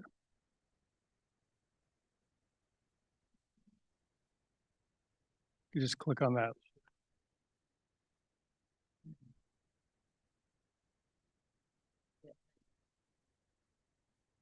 Yeah, but I'm not on the interactive screen. That's just a screenshot there. So can I end the slideshow and just show and share the website? Okay.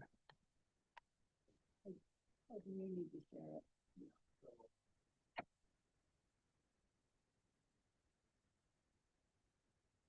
Yeah. And there's the. There you go. So yeah, let's put this duplicate and then we'll be going. Cool. Okay. Oh yeah, we gotta share it to everyone. Okay.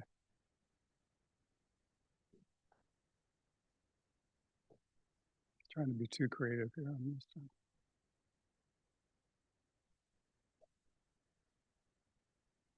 So anyway, this website will be hopefully live soon. It actually is on our website now, but we haven't made it public yet. But we're trying to make it a little more more attractive from my perspective. But yeah, so just to give you an idea of functionality, you can see here again if you hover over the different subject areas, it gives you an idea of what they're called. But if you were to click on the different project areas, you can see here's the Lincoln RDA that went from 1987 to 2024. It's one of the areas that we recently retired. Gives you an idea of where it's located. The base taxable year was 4.3 million. So back in 1987, that was the valuation. Current assessed value at the end of the term was 52 million. So percentage of change in base value, funds authorized to receive during the project term. And to date, we received 6.9 million that we're able to put back into the subject area. And so this year's forecasted receipts that are now flowing back into the property tax rolls were $378 or $378,000. So the Lincoln Avenue redevelopment area was established to encompass that area. So it describes what we used it for, and so on. And so including the IRS campus development.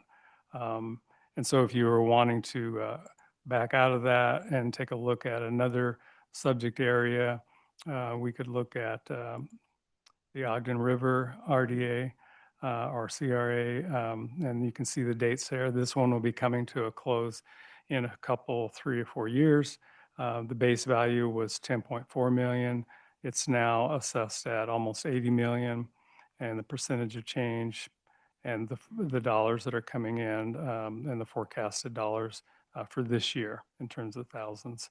and what we're doing with it. And so this one's still an active CRA. We'll be utilizing some additional funds out of this for some development in the next couple of years. David, I have a question on that forecasted values. Is that the city portion or the receipts city portion or all property tax? This is all. So it goes to the, yeah. Yeah. Okay. Yep. And we do have it. I have another report that shows it broken down. For example, I had a meeting a few months ago with the school board, and I showed them the retired CRAs that were happening this last year and how much their portion of increase was going to be for the Ogden School District. And it was several $1 million, and they were pretty jazzed about that. So they had to wait for 15, 20 years for those particular CRAs to mature, but now they're getting the full amount of the increment from that investment that we did years ago. So, and so we can just kind of go on through here. This is the one, the Adams CRA is the one we just increased the budget for a few months ago because there's a number of new projects that will be coming online in the next couple of years. And we'd already utilized our budget for those improvements. And so there was more opportunities. And so we were able to get the agreement from the county and the school district to increase the budget in that particular CRA. This is also the one we also refer to sometimes as the 9 Rails Creative District. That's in the Adams CRA. And so you can see the base value, what it's currently assessed at, and there'll be a lot more valuation generated over the next few years. You remember we recently just approved the Adams market rate residential units along Adams. I'm super excited about that because that part of town is definitely needing some love and investment. And so excited to be able to improve that area. We have a big parking lot in the middle of all that. And so just to be able to put some of that to better use will be a much nicer area. And we're expecting that there'll be a contagion of development around that whole area going forward. So pretty excited about that. But does this, I'm hoping that this gives you as the RDA board, as you're talking to your constituents going forward to be able to have something that's hopefully relatively easy to just pull out and show your constituents what we're doing in each of the districts and what the results have been. What I'd like to do even further, I showed you that first slide when you first get to the RDA website. I'd like to be able to take and maybe just over on the side, it's cool to have a nice graphic, but I'd almost like to have a true dashboard where you're able to see the total for all the RDA projects, right? Since the beginning or this year, and to be able to kind of click on the little pie chart or the bar graph that shows the totals, right? And tells the story at a glance of the things that we're accomplishing with our RDA activities. Does that make sense? Okay. And so going forward, we'll continue to do per our bylaws, RDA bylaws, to provide like an annual public hearing and report that usually happens in the spring of the year, and where we'll do a presentation and do updates. And in the past, we've done printed copies, these copies as well. Going forward, we can still print out something like this, but you can see that we're going pretty low tech here in terms of the printing here. But we didn't really have a large audience for that. It's the school board and the county and you guys, and then any inquiries that we had. So we're going to be, hopefully in the future, our RDA report will be this web page, this website, and it'll be even more dynamic than waiting a year at a time to get a summary report. We'll still do that summary report, but anytime during the year, you'll be able to go on there and check it and see how we're doing. Does that make sense? Some of the numbers we only get once a year. For example, the numbers from the county assessor's office and so forth. But to the extent we can update things in the middle, that's great. So we talked a little bit about track line a while ago. Here's the track line. There's another picture there.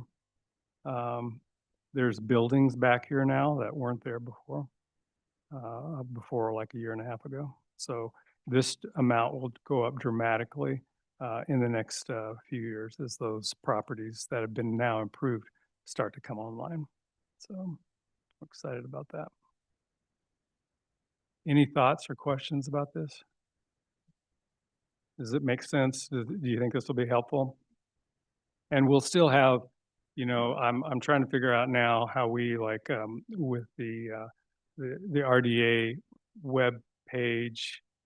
There's, like I said, there's documents there and how to integrate those and like the schedule of your meetings and what's coming up next. So we'll figure out how to integrate all that. So it's a kind of a one-stop for our citizens and those interested. There'll also be a place on here for how, you know, for example, how developers can contact us.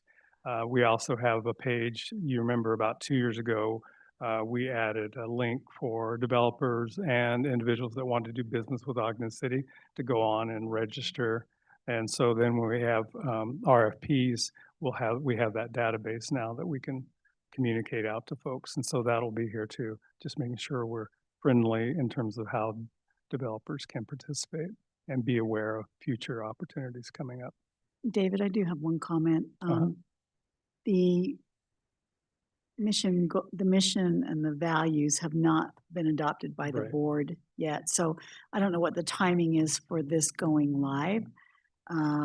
And how the board feels about it going live without those being adopted. I mean, it's a possibility they could go live and have it marked pending approval on those two items. Just a comment and thought. Yes, and so we have kind of this last summer, Janine and council leadership, we met several times to take a look at what was the old or the previous mission and value statements that we've been working under for years. And really, we were just taking those from like the 2020 version of the Make Ogden plan. That's where a lot of that was coming from. So a lot of our presentations the last few years where we talked about mission and values, it was just pulling from those documents. And so Janine's right. We never really officially as an RDA board said, this is our mission, this is our values, we agree with this, and we vote on that, and you know, it's adopted. So, and so we have a draft of all that, and so whenever you're ready or want to put that on the agenda, we can move that forward. So, Yeah, we're ready. And we just met staff to staff. The leadership wasn't involved in those discussions. you're right. Yeah, You're right. so- Yeah, you're right. Okay. And Anything what's else? the timeline on this going live? The part that I was showing you there with the different districts, I mean, I could turn that on today, but the front end of it, the first draft of that, or we need some more design work. It's not very impressive. So that's why I was showing you guys just still shots instead of a live website because I wasn't happy with the website. So yeah, so I'm guessing we're probably a few weeks away from that being ready for prime time. Okay. But I'll pass out, here's kind of a good summary of where we were at the end of this last fiscal year relative to the RDA report. David, I'd just like to add a comment. Yes, sir. That is so informative for me. I wish I'd had some of that information 2 years ago, just about 2 years ago when I was first elected, because it helps me to understand a little bit better, and that project areas have been a little vague for me. So I appreciate you putting that together, not just for me, but for the public as well, that want to be able to do a little exploring and research and finding out a little bit more about those project areas. So anyway, thank you. That's outstanding work. And we're trying to communicate more and more about it. We have such a good story with the RDA. We just need to tell it more. I mean, tomorrow we're, you know, along with the mayor, we're going to be talking to the newspaper reporter about RDA activities. And so that all those little communications help, you know, get the message out. So we've done some podcasts on RDA activities, and some of that's out there and available. But yeah, it's it's a good story. We just need to tell it more often. So, and the reasons why. Why do we get involved in these things? So, And I know Jeremy's been acting in Sarah Nice's role. To Is there a some extent. timeline for her replacement to be selected? we're working on that. We've interviewed a lot of good candidates. We were really close on one, but that one didn't work out. And so we're working on it. So Okay. yeah, I'm hoping in the next month or so. And we're down a redevelopment person as well. And so that just does these kinds of activities. And so and all the development agreements, that type of thing. So we're down a couple of people right now. So we're working hard on that. So okay, thank you. Anything else, Any other questions for David? Mayor? Do you want to add anything? Okay. All right. Thank you. See you tomorrow. Oh yeah. Yeah, we get to talk tomorrow. We have Marcia, kind of I guess you're like the tour sponsor, aren't It you? must be. I don't know. I don't know how that happened. So we have the American NATO, which is the National National Association of Development Organizations. So That's right.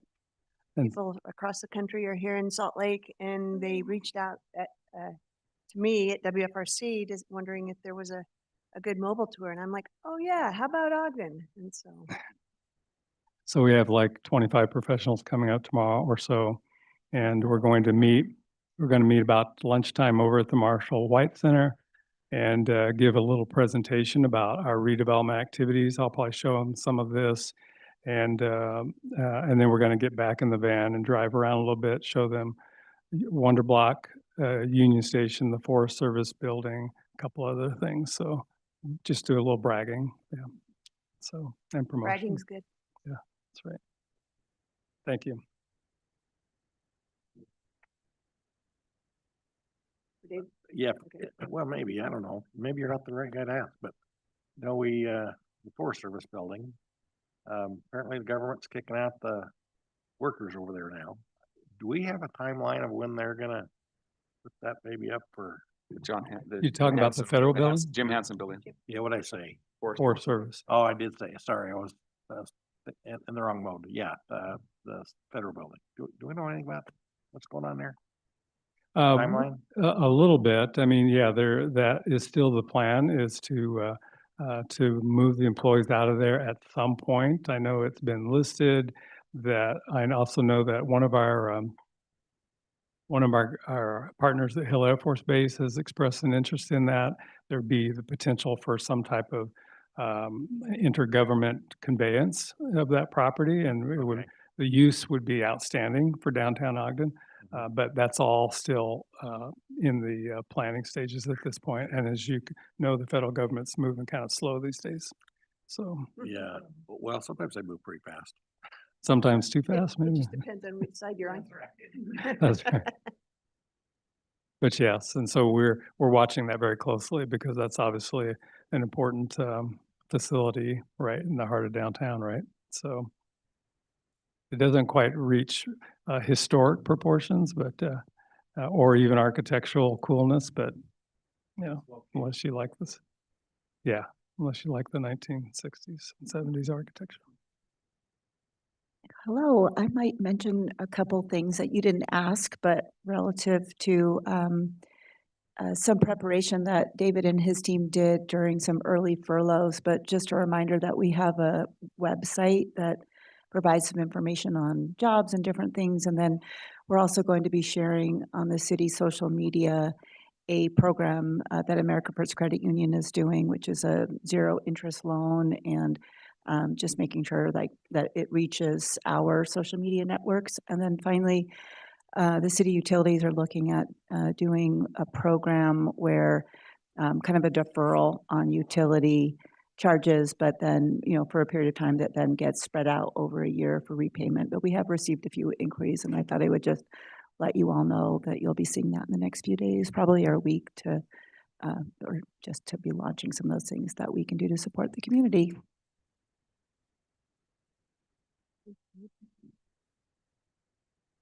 All right.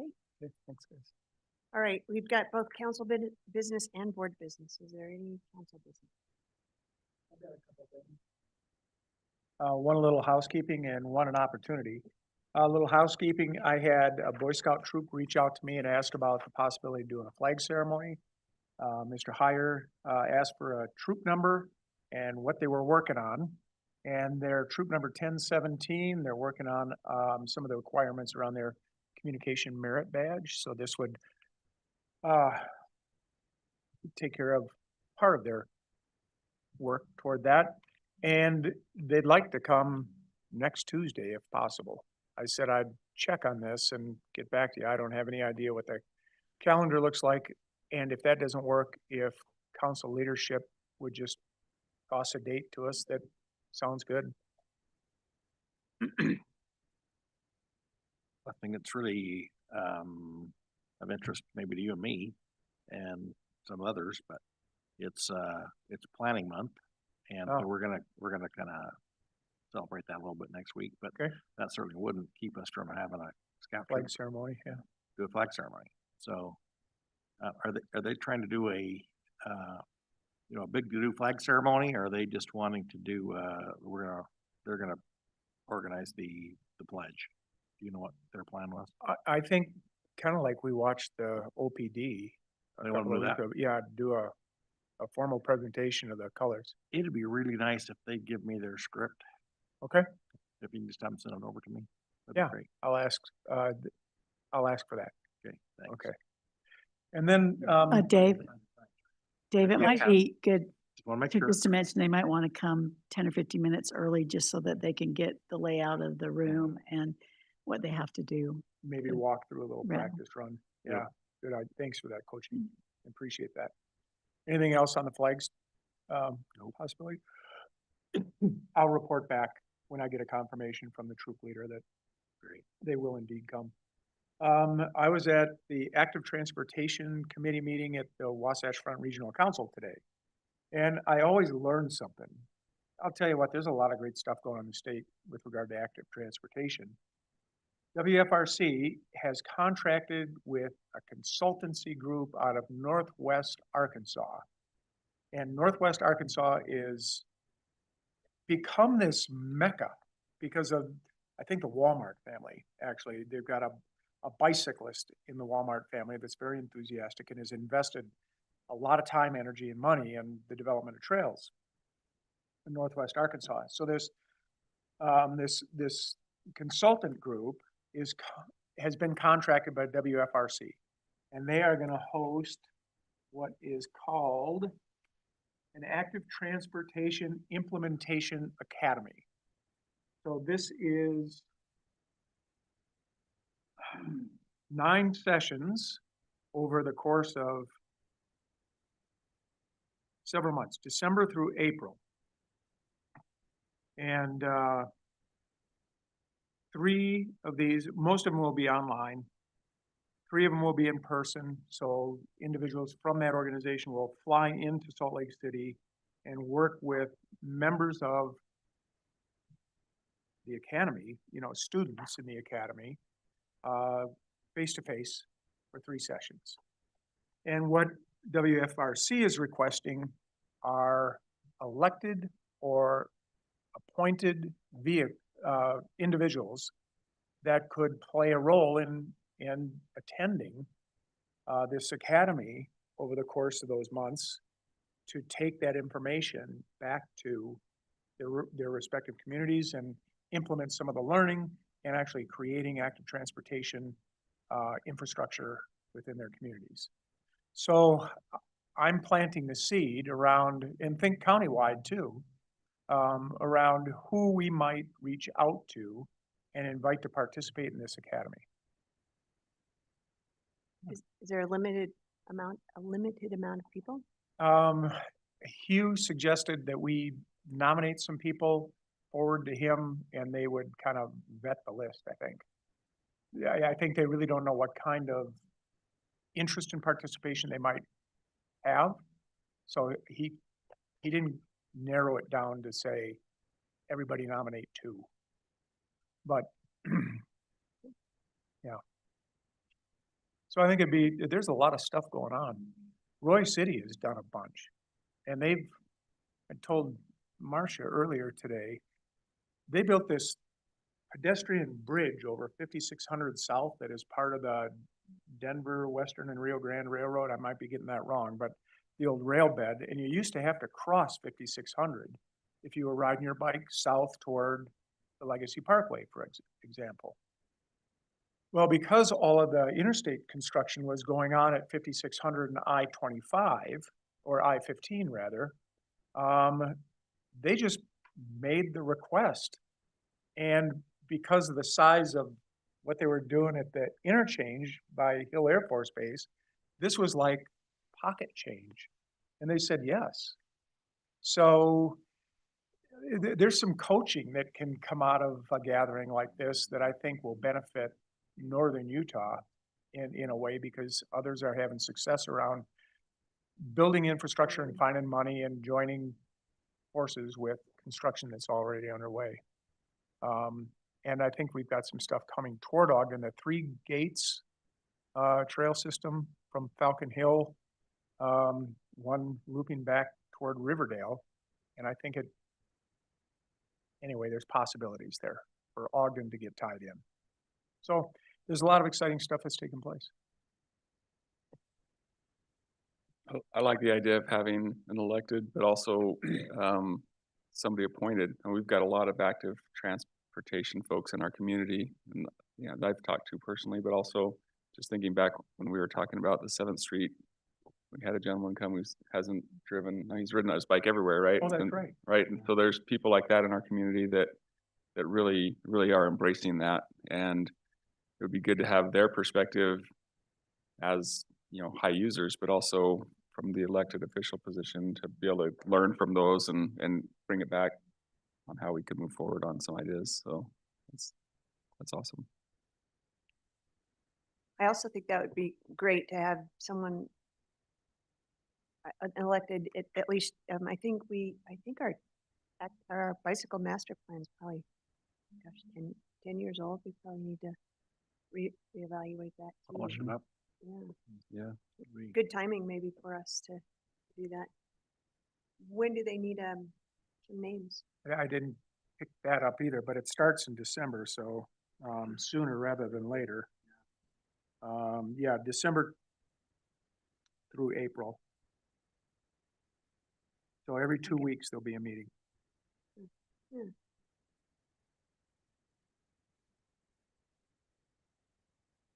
Yeah, I'd follow up with you and just find out the timing and maybe what other cities are doing to nominate. Okay, I did I'll reach probably back see to him once or you twice too. at WFRC today for a little bit more information, so maybe I'll Okay. hear from him tomorrow. I think we've got a good They'll do it in company. 2 phases too. The online thing will take, there'll be 2 sections of the academy. So one will take place from 11 to 1, another one from 1 to 3. So it's a little bit flexible for those that want to participate Yeah, with regard to their workday and when they can connect via Zoom or whatever platform they'll use to convey the academy. Cool. Okay, that's what I got. good got. Anything else? Chair, I just wonder if there might be an update. I've had a couple constituents approach me about the 21st Street Pond, which we own but don't currently have access to, and the residents don't have access to. And it doesn't appear that to these residents, that there's much utilization of the pond. And the question is, since the good company that has access to that or controls that, if they're using it or not, if they plan to use it or not, or if there's a possibility to have that become open to our residents again. I don't know anything about that particularly other than just the contract that was entered into a number of years ago. So a resource that we might need to look into. I'd be personally interested in knowing, what the possibilities that might be.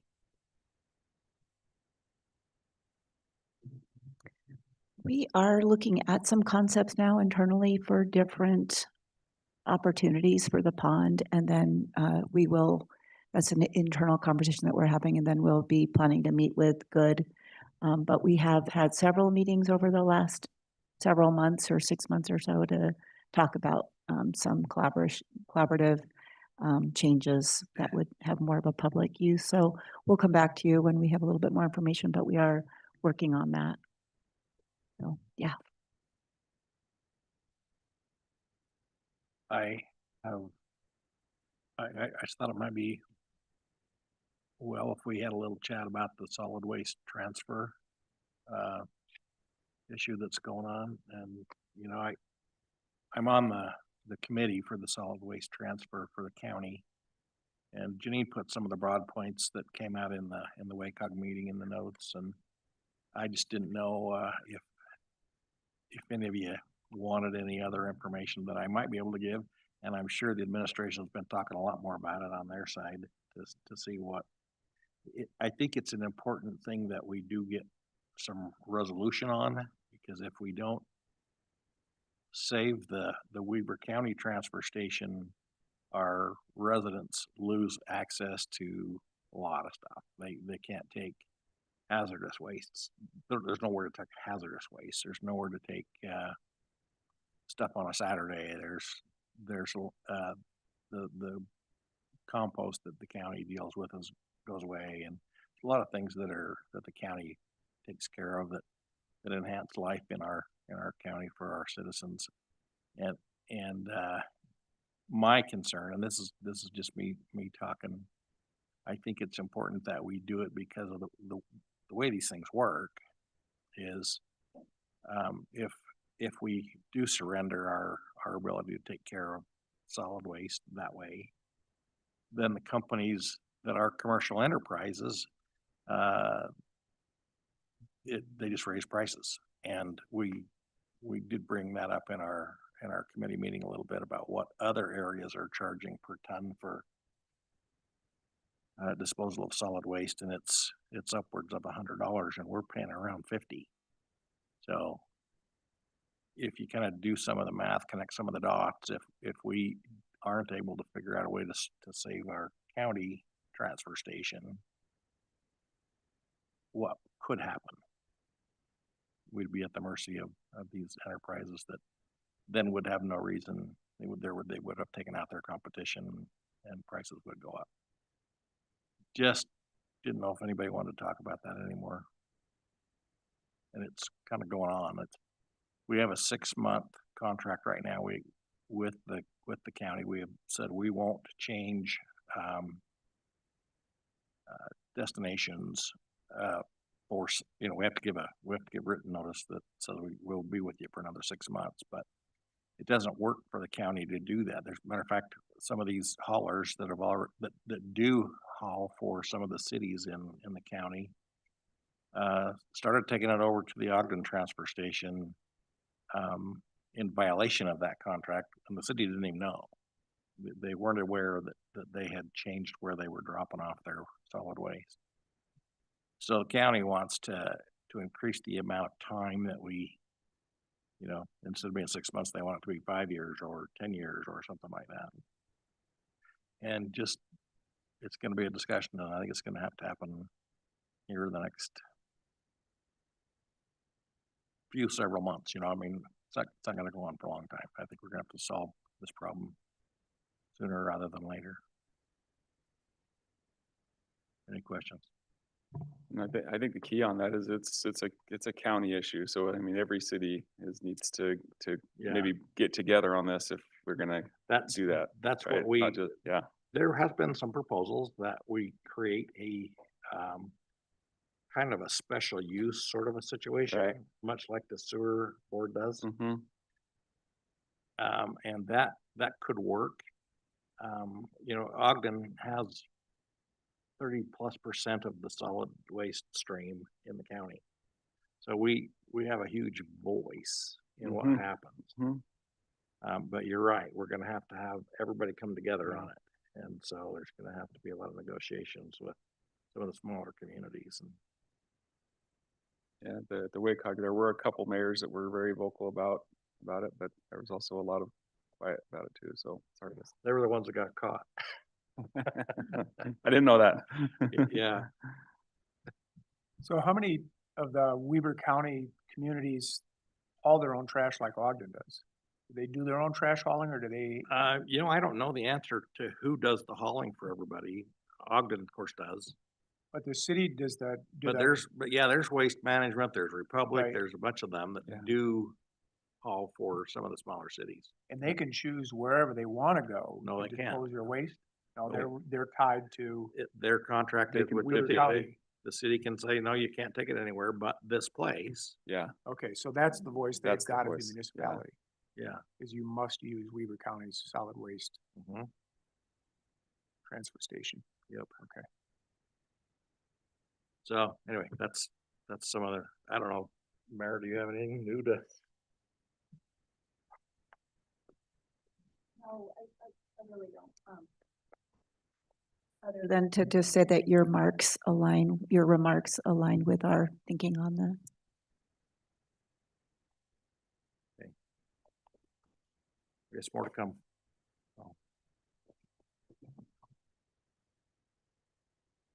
Anything else? Oh, another thing that was in the notes is about those, TDRs. The development rights for the property we have at the well fields. I was at the meeting with the commissioners and they were very positive talk that we will be able to not have too big of an issue with keeping those and keeping the value of those, at least for the most part. So that was good news. I was at the planning commission meeting of the Ogden Valley, and that was a dumpster fire, man. That was awful.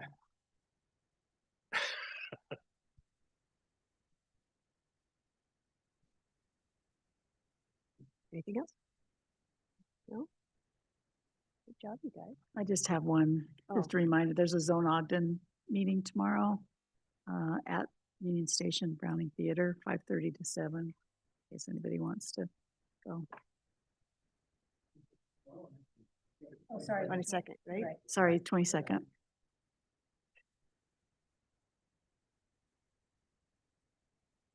Way to know your calendar, man. That's good. All right. Thanks, you guys. there's the No, you better go. CIP rankings, we need to do Oh, those, yeah, right? what's that too? That's due next Friday. We're adjourned.